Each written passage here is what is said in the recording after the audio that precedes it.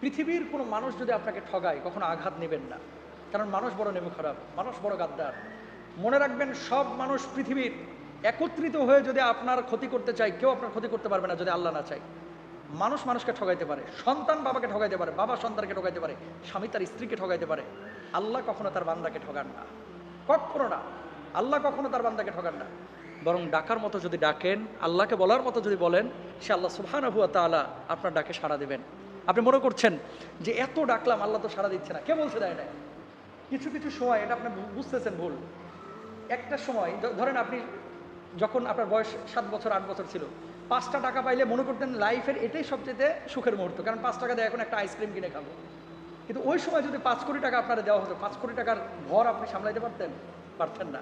এই 5 কোটি টাকা আপনি কি করবেন, তাই না? আপনি কখন কোনটা আপনার জন্য প্রয়োজন এবং কোনটা কখন আপনাকে দিলে আপনি এটাকে যথাযথভাবে কাজে লাগাতে পারবেন, এটা আপনিও জানেন না, আমিও জানি না। জানেন কে? আল্লাহ সুবহানাহু ওয়া তাআলা। সুতরাং আল্লাহকে ডাকেন, আল্লাহর সাথে বোঝাপড়া করেন, শুধু রিজকের পেছনে না ছুটে।